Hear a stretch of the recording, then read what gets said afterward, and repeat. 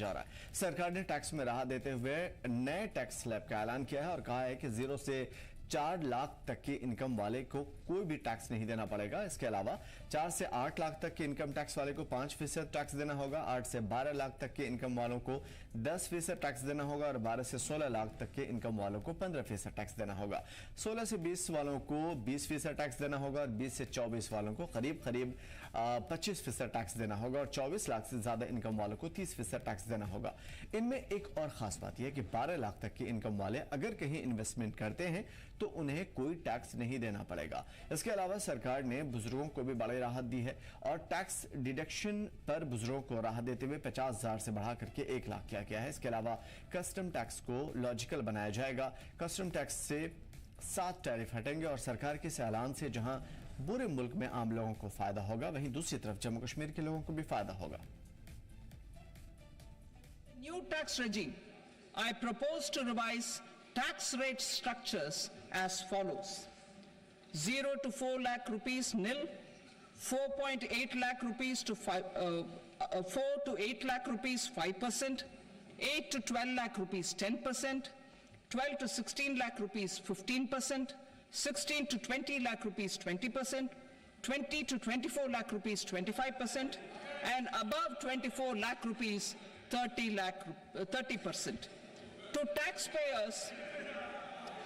taxpayers up to 12 lakh of normal income other than special rate income such as capital gains. I read that again. To taxpayers up to 12 lakh of income other than special rate income such as capital gains, tax rebate is being provided in addition to the benefit due to slab rate reduction in such a manner that there is no tax payable by them. The total tax benefit of slab rate changes and rebate at different income levels can be illustrated with a few examples. Personal income tax reforms with special focus on middle class. Rationalization of TDS and TCS for easing difficulties. Encouraging voluntary compliance. Reducing compliance burden, ease of doing business, employment and investment. I will come to my proposal on personal income tax towards the end. TDS and TCS, rationalization for easing difficulties. I propose to rationalize tax deduction at source, TDS, by reducing the number of rates and thresholds above which TDS is deducted. और वज़ीर-ए-आज़म नरेंद्र मोदी ने union budget को आवाम की उम्मीदों को पूरा करने और तरक्की के इम्कानात को रोशन करने वाला बजट बताया है। 140 करोड़ भारतीयों की आकांक्षाओं का बजट है। ये हर भारतीय के सपनों को पूरा करने वाला बजट है। हमने कई सेक्टर्स युवाओं के लिए खोल दिए हैं। सामान्य नागरिक विकसित भारत के मिशन को ड्राइव करने वाला है। यह बजट एक फोर्स मल्टीप्लायर है। यह बजट सेविंग्स को बढ़ाएगा, इन्वेस्टमेंट को बढ़ाएगा, कंजम्पशन को बढ़ाएगा और ग्रोथ को भी तेजी से बढ़ाएगा। निर्मला सीतारमण जी और उनकी पूरी टीम को इस जनता जनार्दन का बजट, पीपल्स का बजट, इसके लिए बहुत बहुत बधाई देता हूं। साथियों, आमतौर पर बजट का फोकस इस बात पर रहता है कि सरकार का खजाना कैसे भरेगा, लेकिन ये बजट उससे बिल्कुल उल्टा है। लेकिन ये बजट देश के नागरिकों की जेब कैसे भरेगी, देश के नागरिकों की बचत कैसे बढ़ेगी और देश के नागरिक विकास के भागीदार कैसे बनेंगे, ये बजट इसकी एक बहुत मजबूत नींव रखता है। तो इस बजट पे हमारी गाहे बगाहे नजर रहेगी और इसकी बारीकियों पर भी, लेकिन जम्मू कश्मीर के लिए, जम्मू कश्मीर के हित में, जम्मू कश्मीर की प्रोग्रेस में, डेवलपमेंट में क्या कुछ इस बजट में हो सकता है, पॉसिबली क्या कुछ है, वो सारी चीजें भी हम गौर करेंगे। और फिलवक्त जो जम्मू कश्मीर हुकूमत को चैलेंजेस है, खासतौर पे टू सेंटर पावर होने की वजह से कहीं ना कहीं उन तमाम तर चीजों में जो चैलेंजेस आने वाले हैं उसके ऊपर भी हम बात करेंगे।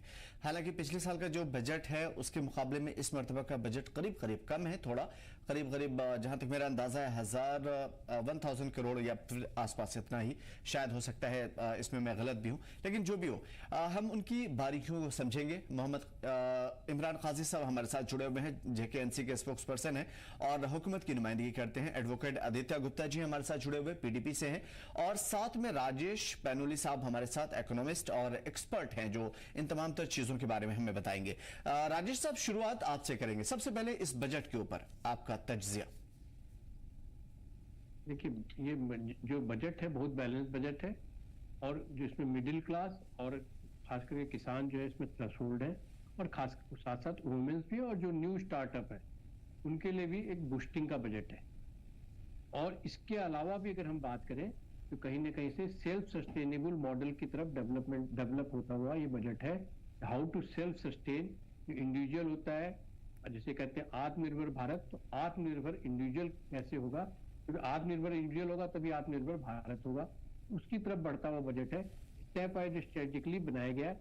आप टैक्स की भी बात कर लेंगे, अगर इंडिविजुअल टैक्स की बात कर ले तो जो सीधे 12 लाख रुपए तक का एग्जम्पशन जो नॉन सैलरीड और 12,75,000 का जो सैलरीड एम्प्लॉइज है उनके लिए एग्जम्पशन की एक लिमिट दी गई है, जो मुझे लगता है कि एकदम ही अचानक ही, जो कई लोगों को अनएक्सपेक्टेड था, सीधे 7 लाख से 12 लाख पहुंचाया गया, वो भी अपने आप में एक बूस्टिंग है। और इसके अलावा भी अगर हम बात करें तो टेक्नोलॉजी ड्राइवन भी कैसे होंगे।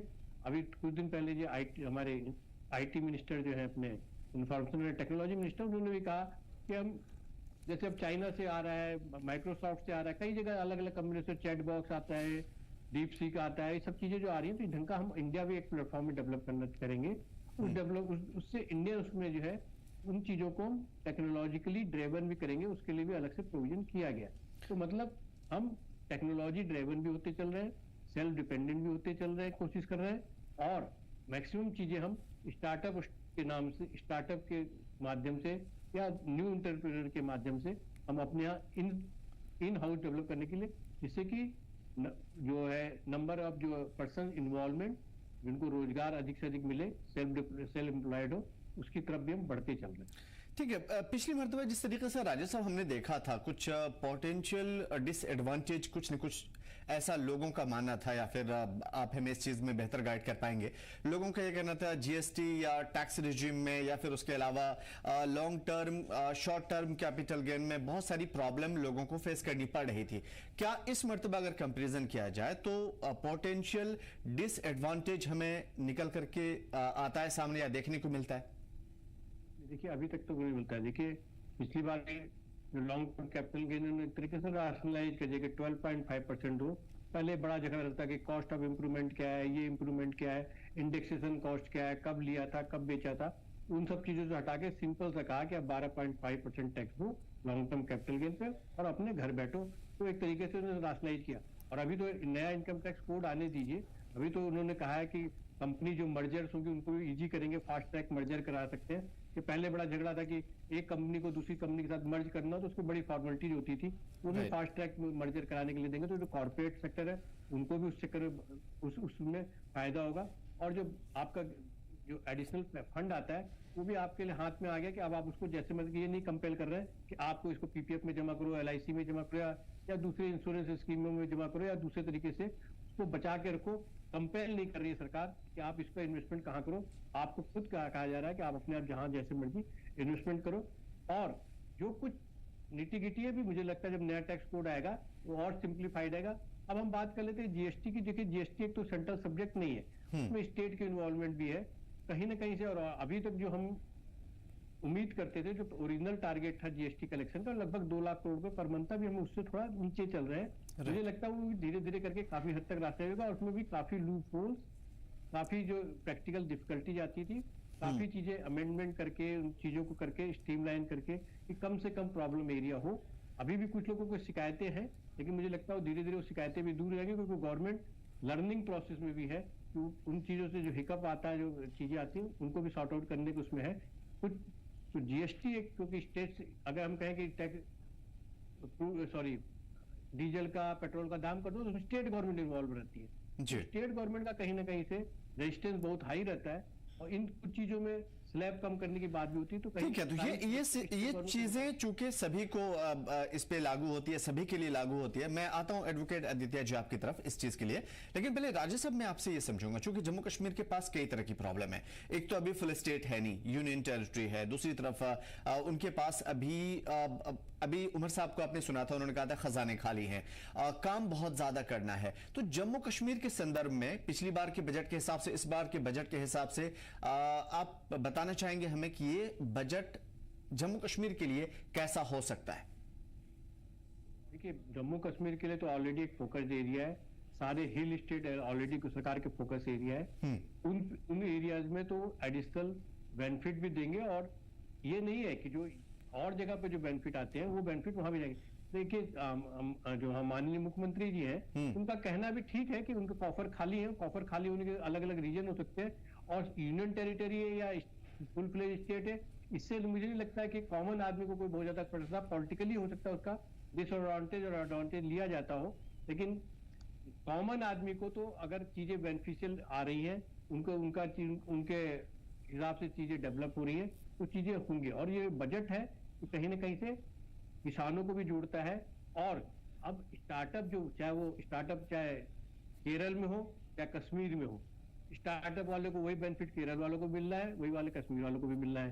तो जो ढंग के जो बेनिफिट्स हैं, जो इंटरप्रेन्योर्स है, जैसे कश्मीर अपने आप में बहुत रिच स्टेट है, एग्रीकल्चरली बहुत रिच स्टेट है, और एग्जैक्टली का जो मुआवजा या उसका जो कंपनसेशन है, हो सकता है उसके हिसाब से नहीं मिल पा रहा, बिकॉज ऑफ सर्टेन रीजन सबसे ज्यादा है कि जो वहां लगातार डिस्टर्बेंस रही, या पॉलिटिकल डिस्टर्बेंस माने, या दूसरे तरीके की जो डिस्टर्बेंस लगातार रही, उनके कारणों से उसका डेवलपमेंट काफी हद तक रुका रहा। वो चीजें सरकार एक दूसरा एंगल से कर रही है, उनको भी स्ट्रीमलाइन कर रही है।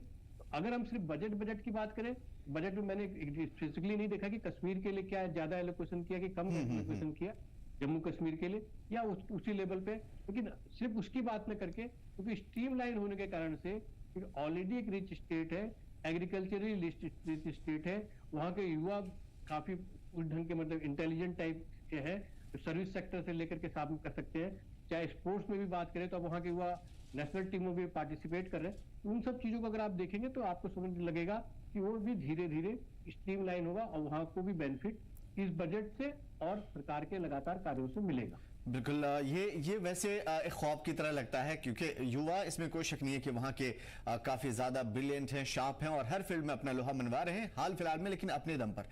सरकार या एडमिनिस्ट्रेशन का उसमें कितना ये है, मैं उसमें नहीं पढ़ना चाहूंगा। एडवोकेट आदित्य, मैं सीधा आपकी तरफ आऊंगा, और पहले मैं आपसे ये जानने की कोशिश करूंगा, इस बजट पे जम्मू कश्मीर के संदर्भ में क्या देखते हैं? देखिए, ऐसा ये वाला बजट है, इस बजट में जम्मू कश्मीर के बारे में कुछ है नहीं। अगर आप स्टेट वाइज देखे जाएंगे तो ये ऐसा लगता है कि एक बजट है जो बिहार के लिए हैंडक्राफ्ट किया गया है। आईआईटीज या मखाना को अगर आपने एग्रीकल्चर साइड पे भी अगर बेनिफिट देखना है तो वो मखाना को दिया गया हुआ है, या फिशरीज की साइड पे दिया गया हुआ है। ये कोई भी चीज ऐसी ऐड नहीं हो रही जम्मू कश्मीर में जो जम्मू कश्मीर के बजट का डायरेक्टली बेनिफिट जम्मू कश्मीर को इस टाइम पे या अक्रॉस द कंट्री इस टाइम पे चाहिए कि हमारी मिडिल क्लास के जेब में पैसा रुके। हम इस वक्त इतना ज्यादा पैसा शेल आउट कर रहे हैं कि हमारी आमदन जो सेविंग है वो घट गई हुई है। हम जीडीपी के बारे में बार बार बात करते हैं, आज भी फाइनेंस मिनिस्टर ने बार बार जीडीपी के बारे में बात किया, और पैनल पे बहुत लोग, और ये नॉर्मल बात होती है कि जीडीपी के बारे में डिस्कस किया जाता है, लेकिन कोई भी पर कैपिटा इनकम के बारे में बात नहीं कर रहा। हिंदुस्तान की 60% पॉपुलेशन ऐसी है जिसकी एनुअल इनकम 2.5 लाख रुपए से ज्यादा नहीं है, और वो पॉपुलेशन जो है वो कहीं भी लग्जरी या पैसे में खर्च नहीं कर पा रही, क्योंकि उसकी सेविंग ही जीरो हो गई हुई है। कोई शक नहीं। आपने अगर 12 लाख तक की टैक्स, अगर आप 12 लाख तक की कहते हैं कि टैक्स स्लैब में एग्जाम्पशन मिली है, एक सिंपल सा सवाल है इसमें, अगर 12 लाख की टैक्स स्लैब पे आपने मिली, आपने कहा है कि डेप्रिसिएशन पे आप खुद इन्वेस्ट करें। मैं लाइफ इंश्योरेंस में इन्वेस्ट करता हूँ, तो उसके ऊपर 18% जीएसटी नहीं दे रहा हूँ क्या मैं? बिल्कुल। तो आप डायरेक्ट आप इस साइड से आप कान यहां से नहीं पकड़ रहे, आप वहां से पकड़ रहे हो, कर तो आप वो ही रहे हैं। सो बेसिकली क्या हो रहा है कि टैक्स के अंदर हम लोग इतना दब गए हुए हैं, it is like we are paying tax at equivalent to that of England and we are getting the services that of Somalia. आप देखिए पैसा लग कहाँ रहा है, सारा का सारा किस तरीके से यूटिलाइज हो रहा है पैसा। जब आपने टैक्सेशन करनी है तो मिडिल क्लास के अंदर आप टैक्सेशन को पहले बजट की एसेंस रहती थी कि बजट में आपको कितना पैसा कहाँ कहाँ चीजें मिलेंगी और कौन सी चीजें सस्ती होंगी बिल्कुल और कौन सी महंगी होंगी। आज बजट इस तरीके का बन गया हुआ है कि बजट के अंदर जीएसटी काउंसिल पहले एक सेपरेट चीज कर देती है, वो पहले ही आपकी हर चीज का रेट सेट कर देती है। दवाइयां आपने खरीदनी उस पर 18% जीएसटी दे रहे हो, 15% जीएसटी दे रहे हो। आपने इंश्योरेंस थी जो पहले 15% से आज 18% आप इंश्योरेंस पे दे रहे हो जीएसटी। ये बेसिक आपकी जो कमर है ना, वो आपकी मिडिल क्लास की चलती है। हिंदुस्तान तो चलता ही मिडिल क्लास के सर पे। हमारी मेजोरिटी पॉपुलेशन वो है 10% टोटल हिंदुस्तान की पॉपुलेशन जो 12.5 या 13 लाख रुपए सालाना से ज्यादा कमाती है। बिल्कुल। तो 90% पॉपुलेशन ऐसी है जिसके पास इनकम नहीं है और उसी की सेफ गार्ड नहीं हो रही है। और हम लोग आईफोन के रेट के ऊपर और हाइब्रिड गाड़ियों के रेट के ऊपर हम डिस्कशन इसके बारे में सोच के बारे में हम कहते हैं देश तरक्की कर रहा है। बट ठीक है, एक चीज बीच में, चूंकि इसकी बारीकियां जो है एडवोकेट आदित्य, जाहिर है कि इसमें हर एक की अपनी राय हो सकती है और अपनी लाइफस्टाइल के हिसाब से चीजें बदल सकती है। मैं आपसे एक चीज समझूंगा, इस बजट के साथ साथ हमें यह देखना होगा कि जम्मू कश्मीर की डिपेंडेंसी टोटली सेंट्रल गवर्नमेंट पे है। तो क्या आपको लगता है कि ये मौजूदा हुकूमत के लिए एक सवालिया निशान है? मौजूदा सरकार के लिए सवालिया निशान है ही है। अब इतने शॉल बांटे हैं, इतना कुछ आपने दिया है सेंटर में, तो आप बजट के अंदर कुछ तो ले सकते थे। अगर बिहार ने ले आया इस बात पे, बिल्कुल, तो आपके भी तो यहाँ पर आप भी तो इतना कोजी एटमॉस्फेयर मेंटेन कर ही रहे हैं सेंट्रल गवर्नमेंट के साथ। आप चाहे होम मिनिस्टर के साथ हो या किसी या प्राइम मिनिस्टर के साथ हो, फॉर दैट मैटर आप फाइनेंस मिनिस्टर को मिले, आप जैसलमेर भी गए जीएसटी काउंसिल के लिए, तो आप अपने लिए कोई पैकेज मांग सकते थे। व्हाट एग्जैक्टली यू वांट, कितना बजट आपको चाहिए, किस स्पेसिफिक इंडस्ट्री के लिए चाहिए। आपको आज अपनी इंडस्ट्री को वापस रिवाइव करना है, तो उनके लिए आपको प्रेफरेंस ऑफ परचेज लानी है, तो उसके लिए आपको उस तरीके के लिए आपको खजाने के अंदर पैसा चाहिए। वो कहाँ से लाना है उसके बारे में बात होनी चाहिए थी। और वो जो फैक्टर है वो कहीं ना कहीं सरकार ये बजट से एटलीस्ट ये तो ऑब्वियसली चीफ मिनिस्टर साहब और उनका कैबिनेट जरूर डिसअपॉइंट हुआ होगा कि उनके एफर्ट्स जो भी हैं वो कहीं ना कहीं पूरे नहीं बैठे। और जिस तरीके की उनको केस प्रोजेक्ट करना चाहिए था जम्मू कश्मीर का फाइनेंशियल डिपेंडेंसी सेंट्रल गवर्नमेंट के ऊपर, कहीं ना कहीं वो फेल हुए इस बारे में। बिल्कुल बड़ी बात है। मोहम्मद इमरान काजी साहब, अब हम आपके ऊपर आते हैं, क्योंकि ये सारी चीजें इस वजह से भी हमें जाननी थी क्योंकि मौजूदा हुकूमत को ये चीजें नहीं पता हो, ऐसा हो ही नहीं सकता। और कोशिशें लगातार ऐसी हो रही थी, या फिर अब इल्जाम ही मान लीजिए कि ऐसा कहा जा रहा था कि ये तमाम तर चीजें इस वजह से भी हो रही है क्योंकि जम्मू कश्मीर की आवाम और जम्मू कश्मीर के फायदे कहीं ना कहीं इन तमाम तर चीजों से जुड़ी हुई हो, चाहे वो स्टेटहुड का मसला हो या जम्मू कश्मीर के लिए बजट मुख्तस करना हो। मैं आपसे समझूंगा कि हुकूमत इसमें खुश क्यों हो रही है? इस बार के बजट पे जितने भी हमने रद्द-ए-अमल स्टेटमेंट आप लोगों के सुने, हुकूमत क्यों खुश हो रही, क्या वजह? पिछले साल के मुकाबले इस साल का जो बजट है आपका कम है, उसके साथ साथ एडमिनिस्ट्रेशन पे जो खर्च करेगी, एक एलोकेटेड जो बजट है सेंट्रल गवर्नमेंट खर्च करेगी, पर्टिकुलरली कोई ऐसा डिपार्टमेंट आपका नहीं है जिसमें फोकस किया गया हो फिशरीज को छोड़ करके। खुश क्यों हो रहे, मुझे ये बताइए। मुझे नहीं पता है कि आप इसमें स्टेटमेंट हो सकता है, स्टेटमेंट हम इस बजट से बहुत खुश हैं। मैं सब मैं आपको बताना चाहता हूँ कि वी वर एक्सपेक्टिंग जो हमारा पिछला बजट था, मेरे को लगता है कि 48,000 करोड़ का वो बजट आया था जम्मू कश्मीर जी। इस बार हम देखेंगे तो ये कम होकर 39,000 करोड़ तक आ गया है। ठीक है, तो हमारी एक्सपेक्टेशन इससे ज्यादा थी। जो हमने प्रोजेक्ट्स और जो हमने डिस्कशन ऑनरेबल चीफ मिनिस्टर की, ऑनरेबल यूनियन फाइनेंस मिनिस्टर से हुई थी, जो प्रपोजल्स वहाँ पे सबमिट किए हुए थे और उसके लिए जो रिक्वायरमेंट दी गई थी यूनियन गवर्नमेंट को, थोड़ा सा उसमें हम लैग करते, मुझे लगता है कि उस तरीके से बजट एलोकेशन हमारे लिए नहीं हुई। बाकी रही बात, जैसे आज यूनियन फाइनेंस मिनिस्टर ने कहा कि मिडिल क्लास के लिए, मुझे तो समझ नहीं आ रहा है बीइंग ए यूथ कौन मिडिल क्लास? मुझे लगता है कि हम मिडिल क्लास एक भरम पाल रहे हैं। Middle class overall Jammu Kashmir के लिए ही नहीं, पूरे मुल्क में। तो मेरे ख्याल से शायद इस पे कोई बहस ही नहीं होनी चाहिए। सुनिए मैं आपको बताता हूँ कि सबसे पहली चीज तो ये है कि जम्मू कश्मीर बिल्कुल डिफरेंट सिनेरियो है from the rest of the country. मैं अभी एक अपने को पैनलिस्ट को सुन रहा था जो कह रहे थे कि इक्वल अपॉर्चुनिटी मिल रही है, चाहे वो हैदराबाद का यूथ हो या जम्मू कश्मीर का। नहीं, बहुत सारा डिफरेंस है जम्मू कश्मीर में और बाहर में। हमारे लिए तो सबसे पहले यही है, हमारा टाइम स्पैन ही पूरे साल में आप देख लीजिए, आप कश्मीर में अगर काम कर रहे होंगे या किसी हिली एरिया में काम कर रहे होंगे, 4 महीने 5 महीने तक आपको कोई काम होता ही नहीं। एग्जैक्टली इतने होता है। हमारे बॉर्डर एरियाज है, सिक्योरिटी इश्यूज है, यहाँ पे कंटेनमेंट बड़ी सारी चीजों की होती है।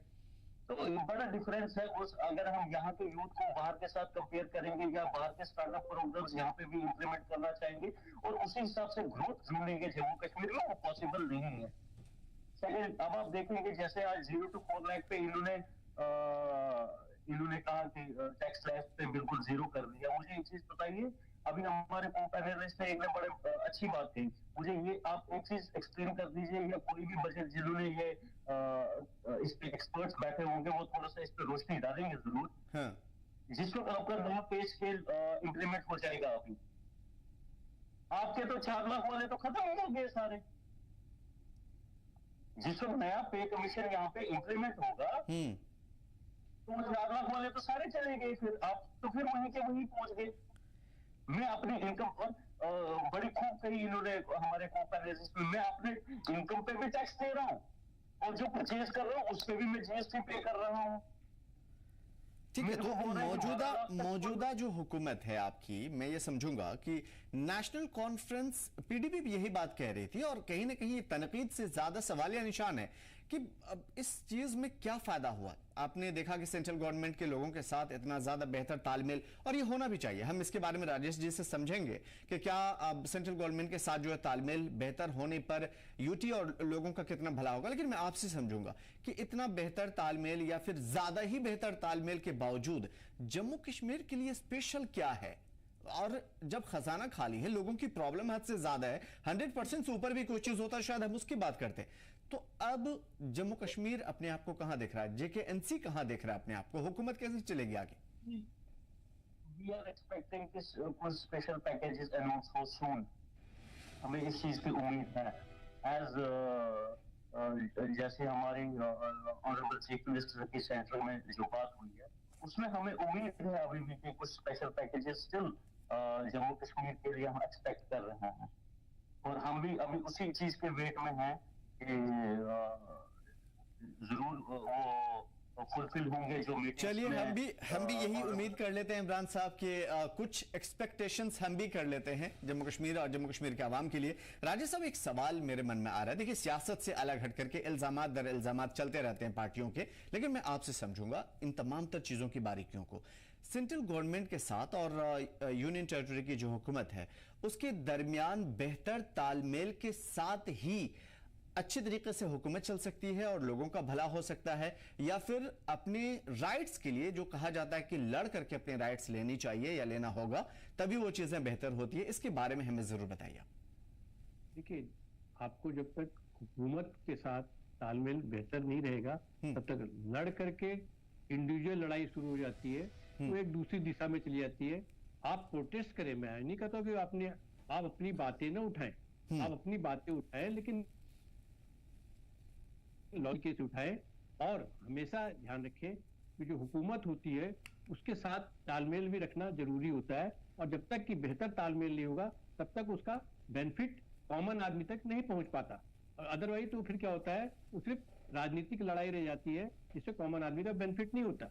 जैसे सब बार बार कहा जाता है, कह रहे थे, अभी मैं दूसरे पैनलिस्ट की बात भी सुन रहा था जी, कि जो फायदा, आप क्या होम स्टे की बात कर लीजिए, होम स्टे का फायदा क्या जम्मू कश्मीर में नहीं होगा? क्या टूरिज्म का फायदा जो टूरिज्म को जो एनहेंस करने की बात की उसका फायदा जम्मू कश्मीर में होगा? क्या एआई का फायदा जम्मू कश्मीर में नहीं होगा? और क्या जो टोटल पॉपुलेशन है वो अगर सर बिल्कुल आप बात पूरी कर लीजिएगा, बीच में असल में मैं इस वजह से आपसे एक चीज पूछना चाह रहा हूं। ओवरऑल सबके लिए फायदा होगा, इसमें कोई शक नहीं है, लेकिन सवाल यह है कि जिस तरीके से अभी हमारे इमरान साहब कह रहे थे कि बाकी रियासतों से चैलेंजेस जम्मू कश्मीर और जम्मू कश्मीर के लोगों को ज्यादा है, देखिए ऐसा लगता है, क्योंकि जब आप अगर ऐसे मानिए, मैं खुद उत्तराखंड से बिलोंग करता हूँ। हमारा एक बॉर्डर जो है चाइना के साथ लगता है, एक बॉर्डर किसी और के साथ लगता है, तो इसका ये मतलब, और दूसरा हम भी हिमालयन स्टेट हूँ, जहाँ पहाड़ है, जहाँ की कम्बरसम प्रोसेस है, बहुत सी दिक्कतें हैं और बहुत सी दिक्कत।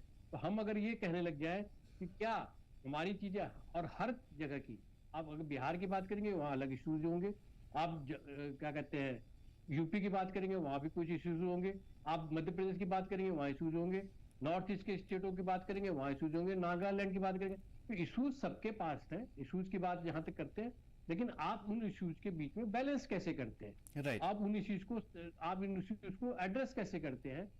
और जहां तक बात होती है, हर स्टेट या हर आदमी की इच्छा होती है कि हमें अधिक से अधिक बेनिफिट मिले, और इस इच्छा में मुझे नहीं लगता, being human, being a person, हमें इच्छा भी रखनी चाहिए और हमें कोशिश भी करनी चाहिए कि हमें जो बेहतर चीजें मिले उसको लेने की कोशिश कीजिए, और अपने राइट के लिए हमें आगे भी बढ़ना चाहिए, और राइट को हमें प्रॉपर। चलिए, एक बहुत ही खूबसूरत बात कही आपने, खासतौर पे सयाहत और टूरिज्म से जुड़े हुई चीजों के लिए, और उससे याद आया, मैं चाहूंगा कि स्क्रीन पे वो सारी चीजें प्रेजेंट की जाए, और ताकि आज क्या हुआ टूरिज्म के हवाले से वो बता दें। पार्लियामेंट में बजट पेश करते हुए वजीर खजाना निर्मला सीतारमण ने मुल्क में सयाहत को फरोग देने के लिए, टूरिज्म को बढ़ावा देने के लिए काफी ज्यादा जोर दिया, कई बड़े ऐलान भी किए। इस मौके पर वजीर खजाना ने कहा कि सयाहत में रोजगार के नए मौके पैदा किए जाएंगे। अब कैसे पैदा होंगे ये शायद हमारे सीनियर एक्सपर्ट्स बता पाएं। टूरिज्म सेक्टर में नए चैलेंजेस को दूर किए जाएंगे, कैसे होंगे, हुकूमत कैसे कर पाएगी, एडमिनिस्ट्रेशन का कितना साथ होगा मुझे नहीं मालूम। नए होटलों के लिए इंफ्रास्ट्रक्चर पर जोर दिया जाएगा, होम स्टे बनाने के लिए मुद्रा लोन फराम किया जाएगा,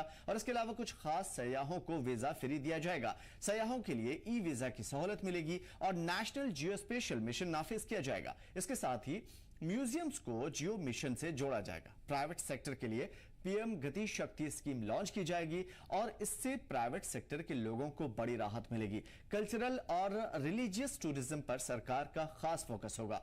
टूरिज्म सेक्टर के लिए बजट 2025 में सरकार के इस नए ऐलान ने जम्मू कश्मीर को बड़ा फायदा दिया है, एक तरह से माना जा रहा है, क्योंकि जम्मू कश्मीर मुल्क का अहम टूरिस्ट हब है, जहां की बड़ी आबादी इस सेक्टर पर डिपेंड करती है। एडवोकेट साहब, मैं आपकी तरफ आऊंगा इस सवाल के साथ, फिर राजेश साहब से भी मैं समझूंगा और अपने मेहमान से भी।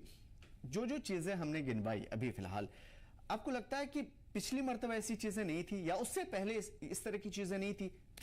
लेकिन हुआ कहां? Road connectivity, mobile connectivity, network की प्रॉब्लम, होम स्टे, आज भी वो सारी चीजें हैं। बाहर के जो सयाह आ रहे हैं, हालांकि थोड़ी सी राहत मिली है। मैं आपसे इस बारे में राय जानने की कोशिश करूंगा।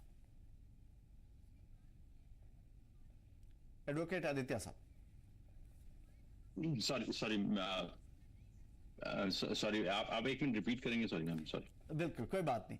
ये सारी चीजें जो हम बात कर रहे थे, टूरिज्म के सेक्टर के लिए जो चीजें आज ऐलान हुआ है कि फला चीजें बेहतर की जाएगी, टूरिज्म सेक्टर में अलग अलग जो चीजें होती है उसको बेहतर किया जाएगा, टूरिज्म को फरोग दिया जाएगा ओवरऑल।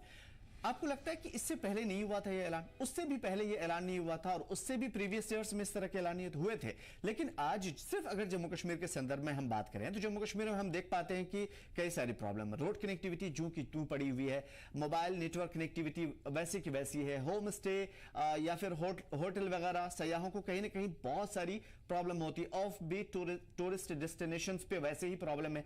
हम कहीं भी जाते हैं, कुछ खास मशहूर जो मुकामात हैं, डेस्टिनेशंस हैं, उसको छोड़ करके तो जम्मू कश्मीर में होती है प्रॉब्लम।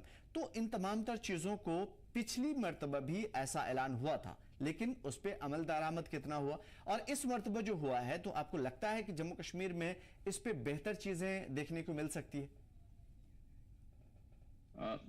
देखिए, जब टूरिज्म की बात होती है जम्मू कश्मीर के संदर्भ में, तो कश्मीर वैली के बारे में ही होती है, और कश्मीर वैली की अपनी कंस्ट्रेंट्स हैं। बिल्कुल। अगर आप टूरिज्म की, जैसे अब पैनलिस्ट ने कहा कि अगर टूरिज्म के बारे में बात की, तो अगर तो सबको बराबर ही जाना है, तो at the same time Kashmir के लिए कोई स्पेसिफिक पैकेज तो है नहीं। जैसे बिहार के लिए एक स्पेसिफिक पैकेज दिया गया हुआ है। अगर आपने असम के बारे में बोला, आपने स्पेसिफिक स्टेट का नाम लेकर दिया। जब आप टूरिज्म का जनरल बोलते हो तो उसके अंदर गोवा भी आता है। उससे जब आप रिलीजियस टूरिज्म के बारे में बात करते हो तो उसके अंदर प्रयागराज भी आता है, उसमें अयोध्या भी आता है। उसमें जरूरी थोड़ी है कि कटरा आएगा। So there is no specific, तो आप जनरलाइज नहीं करके कह सकते नहीं साहब आपको मिलेगा ही मिलेगा। तो अगर जब आप पूरा दिन, दोपहर और शाम को धारा 370, ठीक है, कुछ टेक्निकल इश्यूज आ रही हैं आदित्य साहब, मैं दोबारा आपसे, हमारी टीम आपसे दोबारा कनेक्ट करेगी, और मैं चाहूंगा राजेश साहब, चूंकि ये सारी चीजें आपने सुनी, मैं चाहूंगा कि आप अपनी एक्सपर्टीज इस पे जरूर दें, क्योंकि हमें समझना है, लोगों को समझना है इस सिलसिले में।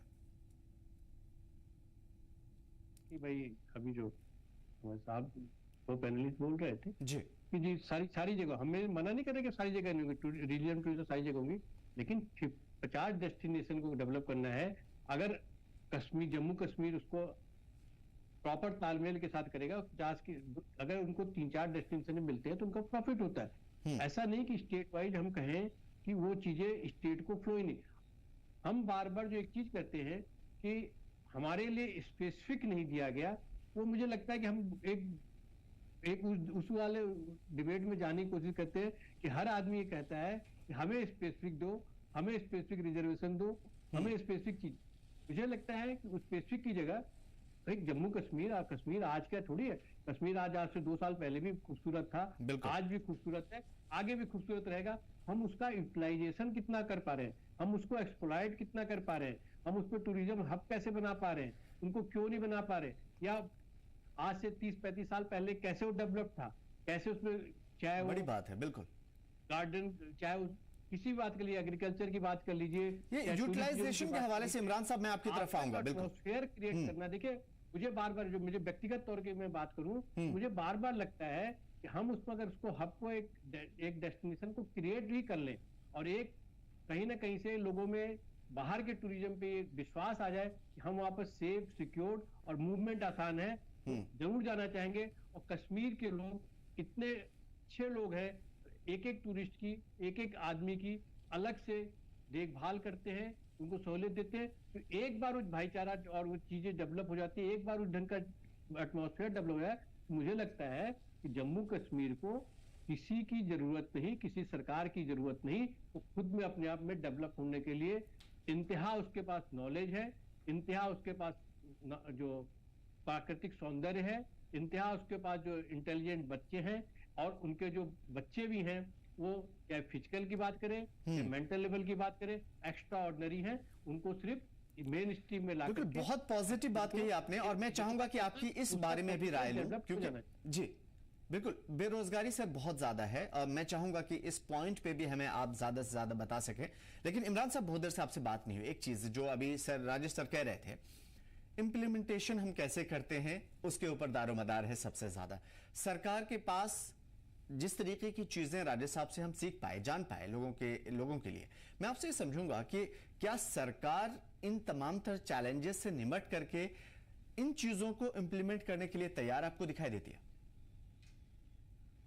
देखिए अमृत साहब, मैं पॉलिटिकल इश्यूज में नहीं जाना चाहता था जी, क्योंकि ये इस वक्त जो टॉपिक चल रहा है मैं इस पर स्टिक होना चाहता था। बिल्कुल ये चीज है मुझे बताइए, इम्प्लीमेंटेशन की जहां तक बात आई, ये हो गया कि आप शक की नजर से किसी को देख रहे हो।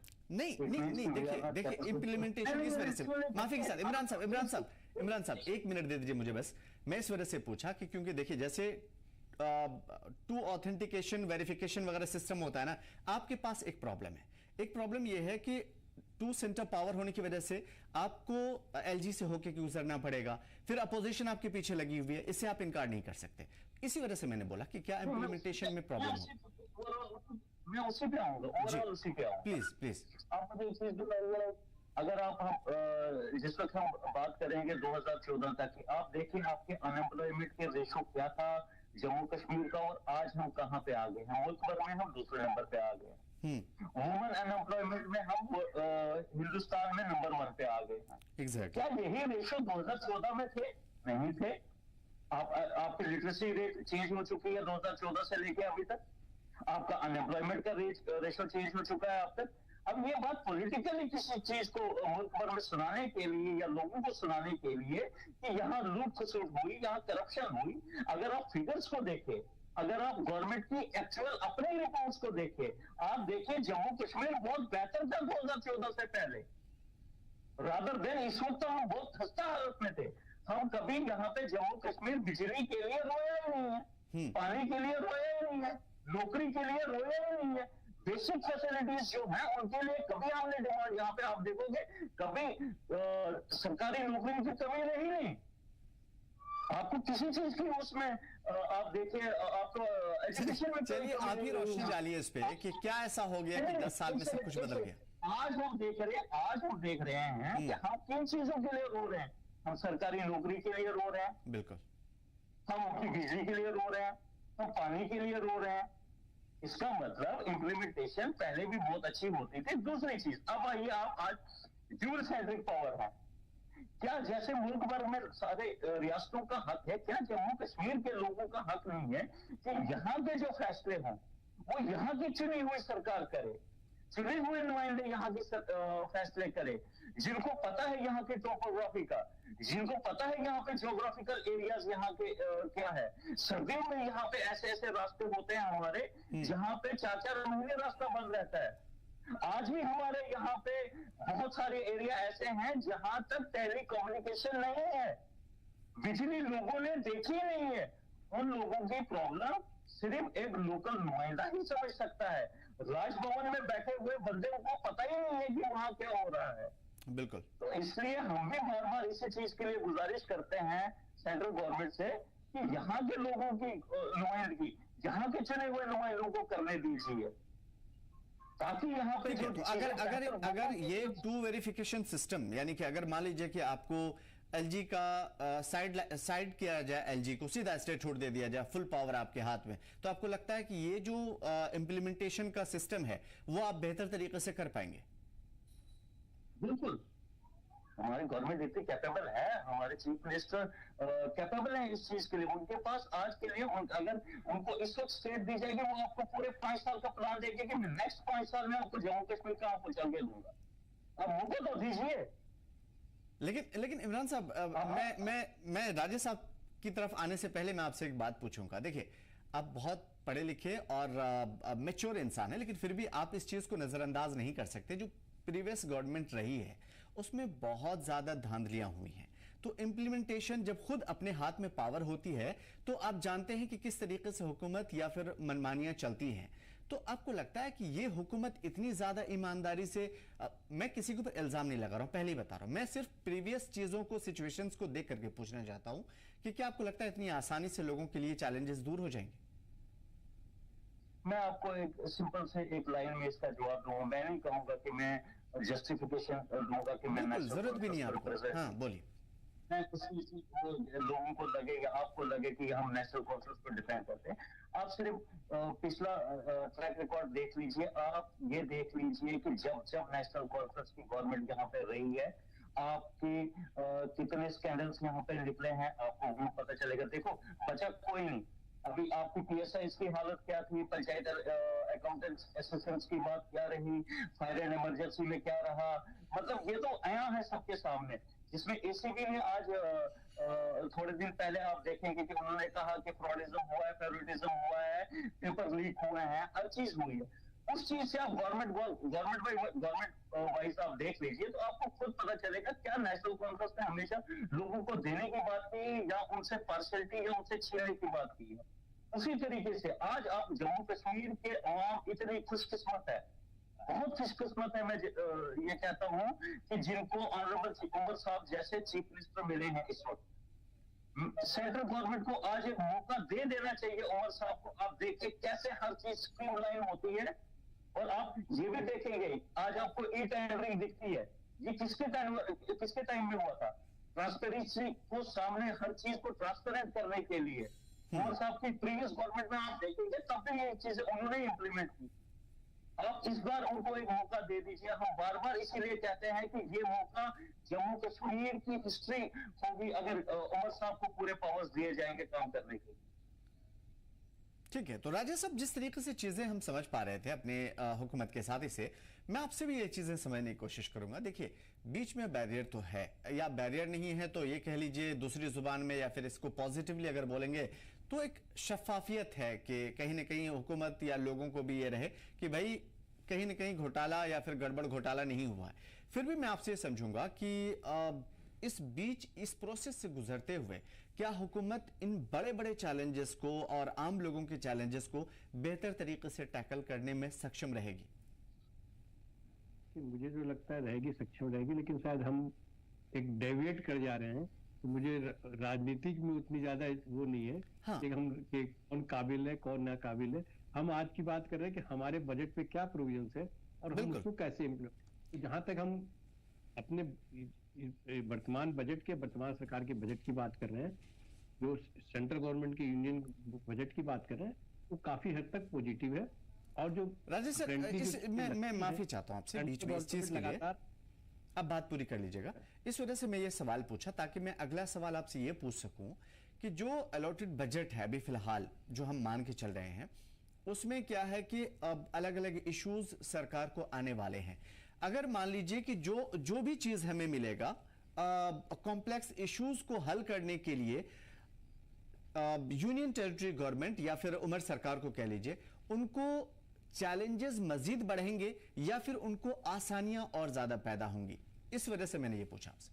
देखिए, मेरे को जो लगता है, हो सकता है कि आपको लगता है कि 2 लेयर गवर्नमेंट है, एक इलेक्टेड गवर्नमेंट है, एक नॉमिनेटेड गवर्नमेंट है, वो सारी बातें दिल्ली में भी होती है और भी यूनियन टेरिटरी दूसरी जगह कई जगह बातें होती हैं। लेकिन मुझे लगता है अगर हम ईमानदारी से और नीयत हमारी साफ है तो ये सब चैलेंजेस का कोई खास मतलब नहीं होता।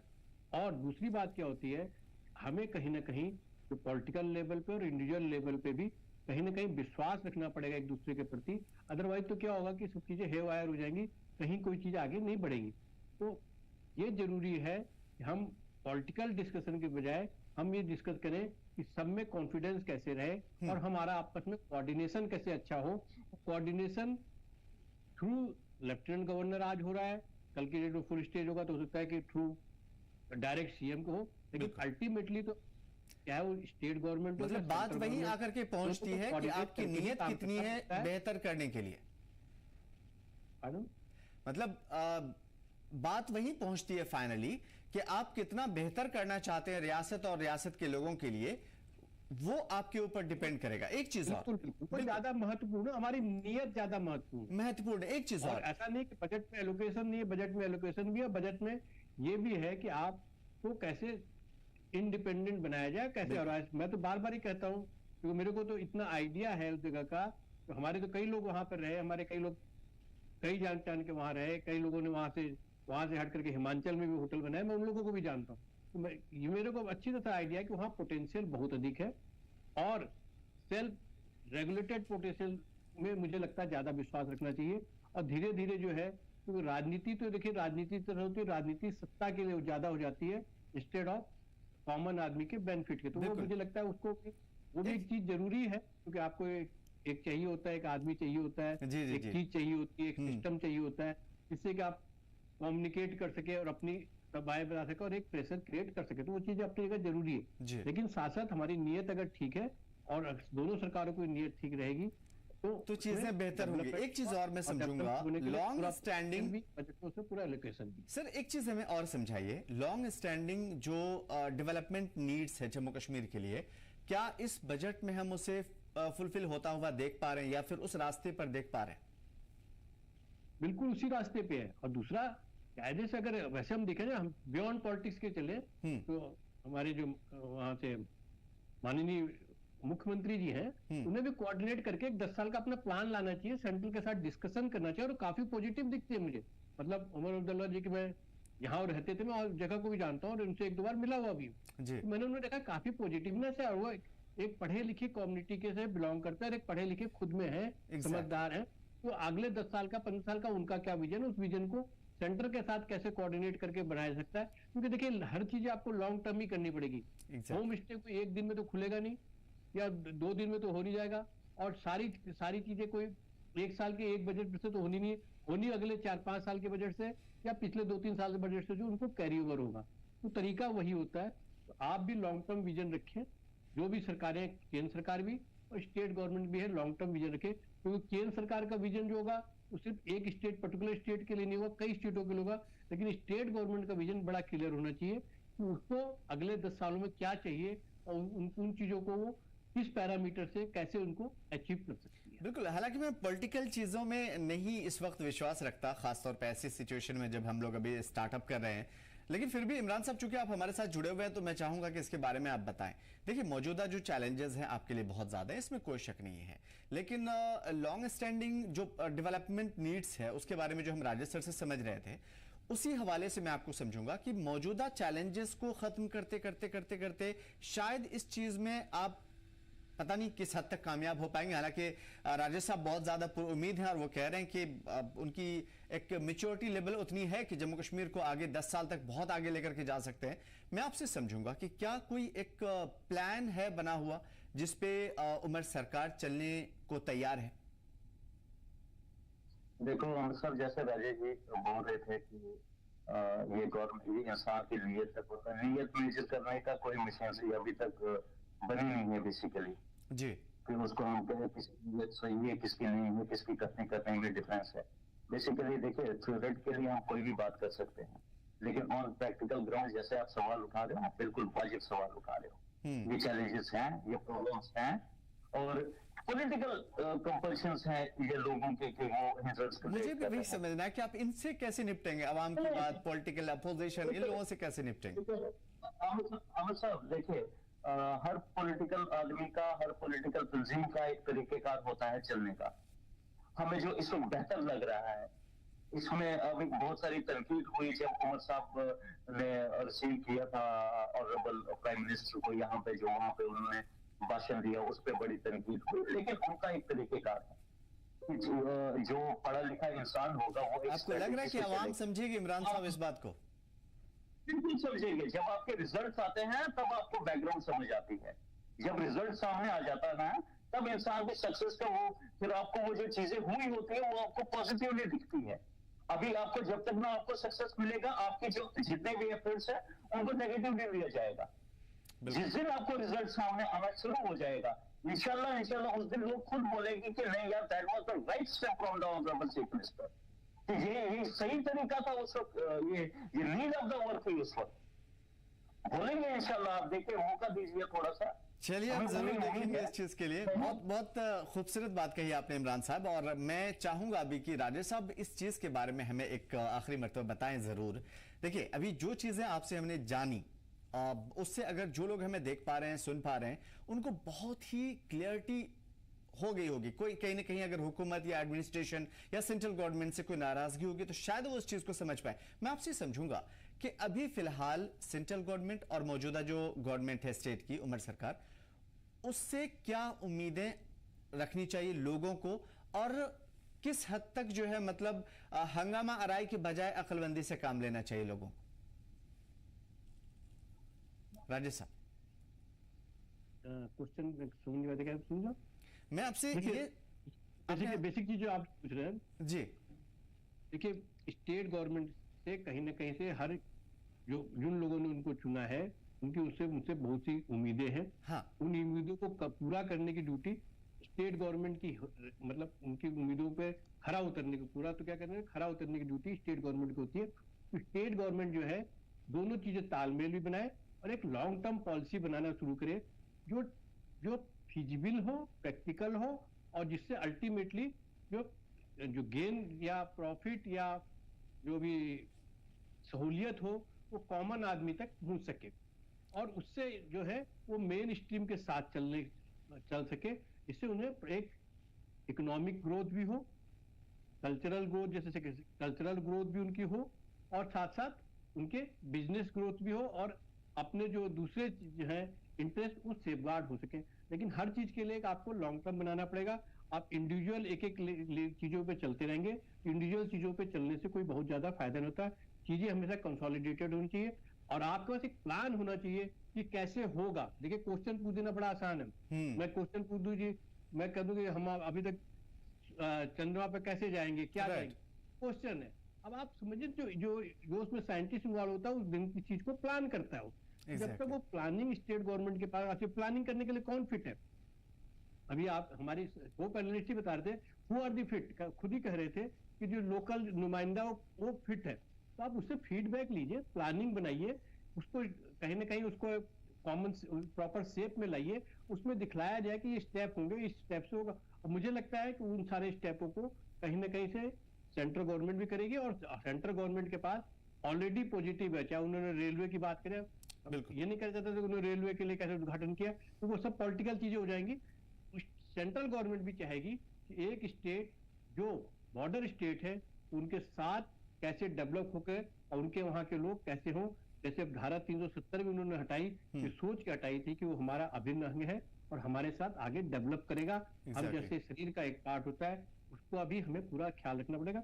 मुझे लगता है वो अल्टीमेटली डेवलप तभी हो पाएगा जब दोनों गवर्नमेंट कोऑर्डिनेट करेंगे और एक लॉन्ग टर्म प्लानिंग और अंडरस्टैंडिंग के साथ। ये बहुत ही खूबसूरत बात है कि दोनों गवर्नमेंट के दरमियान लॉन्ग टर्म स्टैंडिंग होनी चाहिए, लेकिन कोऑर्डिनेशन बहुत ज्यादा जरूरी है। और साथ में जो रियासत का हित है, फायदा है, उसे भी चाहे कल्चरली या फिर इकोनॉमिकली या फिर जो भी वहां के लोगों के फायदे के लिए हो सकती हैं, वो भी उन तमाम तर हितों को भी गवर्नमेंट को सामने में रखना पड़ेगा। और साथ में ये सारी चीजें पॉलिटिकली जो चलती हैं शायद वो चलती रहेंगी, लेकिन सबसे ज्यादा जरूरी है कि अगर वाकई आपकी नीयत साफ है, डेवलपमेंट चाहते हैं, तो आपको कदम ताल एक साथ रखना पड़ेगा।